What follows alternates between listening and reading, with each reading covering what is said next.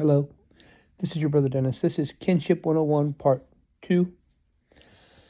I want to focus on the lack of oversight in this particular video in a couple of different forms.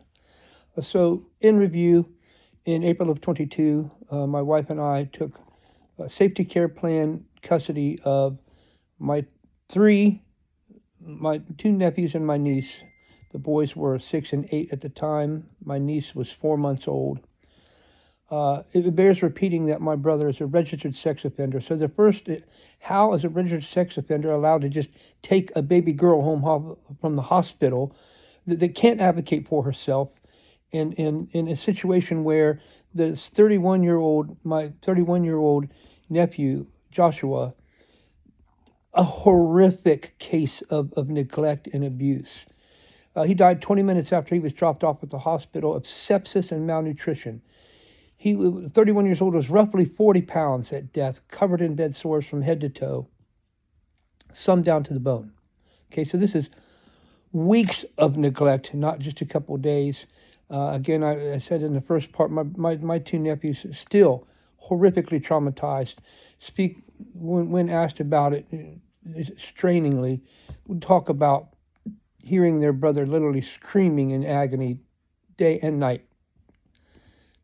A horrific case of abuse. And so just nobody looking in on a baby girl that's just released from the hospital to a registered sex offender. And for context, he caught his charges on his oldest daughter. And so he did 2 years for what he did to his oldest daughter. So I feel like I don't know what mechanism could or should be in place there, but the fact he was allowed to take a baby girl, an infant, home doesn't sit right with me. When we took custody, it became evident that we needed to get the boys checked into school. And so the parents, my brother and his wife, Rand Paul has a homeschooling kind of website that you can sign on to. Now, I will say that the website stresses to the parents that it's up to them, the parent of the homeschooled children, to familiarize themselves with the laws and kind of the parameters for how that's supposed to look. And so what they were supposed to do, you join the website, which is a fee to join the website, and they'll take your money. And then there are lessons, and then once a week, the homeschooled child is supposed to do some kind of an essay and turn in the essay to be graded on what they had learned from the lessons of the week. It became evident when I took these boys and I opened up this website and showed them they'd never seen it at all. And we're trying to get them to figure out, where to place them in public school when they came to live with us. And so I reached out to the people at the website and found out that they'd only joined the service if they had never ordered a course. Okay, so oversight number 2. If you're allegedly homeschooling a child, how come there's nobody looking into whether or not these parameters are being met? And it worked out. And I did show the boys, just from my own point of view, brought up the website they allegedly were being homeschooled on and was like, hey, does any of this look familiar to you? And of course, both boys, we have never seen this. We don't know what you're talking about. So that's oversight number 2. All right, I want to speak to, I'll close this one with a short story. When we picked the boys up, there was the history with my mother. I will cover some of that maybe in subsequent videos, but it's not a good relationship, and she favors my brother and has always enabled him in his garbage. And he has a history of garbage.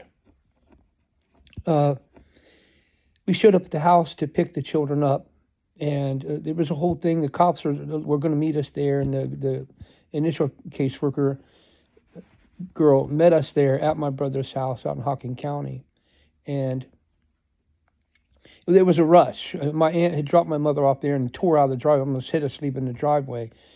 Come to find out that they had bailed my sister-in-law out, was on the way to pick her up to bring her home to keep us from taking custody of the children. Which I believe, if I understand the process correctly, means they would have gone into foster care had they successfully blocked us from taking custody, which other intricacies of this is going to be many parts because we've learned a lot, and this is a very kind of detailed how all this kind of unrolled itself for us, and we didn't really understand or know what was going on They told us at one point in time, I think it was a guardian ad litem had told us, it told me and the wife specifically, like, you guys are rock stars. Sometimes these children, when they're given in kinship care, they're given to like grandmothers and Waffle House waitresses. Like the fact that I'm a substance abuse and corrections counselor and the wife is a daycare worker, like lucky for these children, right? We picked him, so we got him, we rushed him out of there, got him out of there. And it begs the question. My brother, being a registered offender, has got kids at home. I feel like there should be something in place to look into or to look after these children in that case. If you're familiar with the area, so taking 33 out of Logan through Lancaster towards Columbus and through Canal Winchester, there's a speedway there. Look at the boys in the back, and my friend was driving, and hey, Uncle Dennis, have to use the bathroom, okay? So, and okay, we'll find you a spot. We drive, and he says, Uncle Dennis, he's like, it's weird to me. I still have to use the bathroom, and we're passing by all these trees on 33. So, of course, I'm like, my guy, like, have you had enough problems with the police? That's against the law. You can't be using the bathroom on the side of the road like that, huh? So we stopped at the speedway in Canal Winchester, right there on 33, if you're familiar with the area. Boys get out of the car. They're standing outside the door at the speedway. Oldest one looks at me and says, Uncle Dennis, we're uncomfortable about this, or we're unsure about this. And I'm like, it's cool. Follow me. Do you trust me? Yeah. Come in here. And I walked, I showed him, like, up on the wall. Hey, see, it says men there. Walked around, took him in the restroom. Are you guys okay taking care of each other? Yes. Send him in. Go pee. Wash your hands. Standing outside the door, and I hear the air dryer come on, the hand dryer come on, and there's commotion going on there. Enough commotion that I kind of tap on the door in there. These boys are in there hitting the button on the hand dryer, trying to figure out how to turn it off. Okay, have these boys never been in a public restroom before?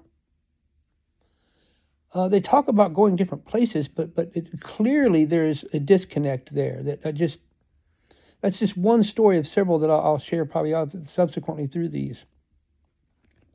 So Oversight, I feel like if you're a registered offender and you got kids at the home, somebody needs to be taking a look, because clearly my nephew that died horrifically of starvation and sepsis isn't the only person that should have had a look taken at him.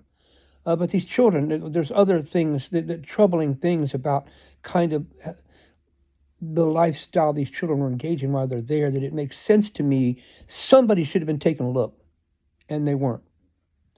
Part 3 of this will focus on county versus county. We are Madison County. We live in London, and these kids were Hocking County and lived in Rockbridge, Ohio. And there was some back and forth as far as trying to figure out logistically who to get help from, and so that'll cover that in part 3 of this. Thanks for watching. More is coming.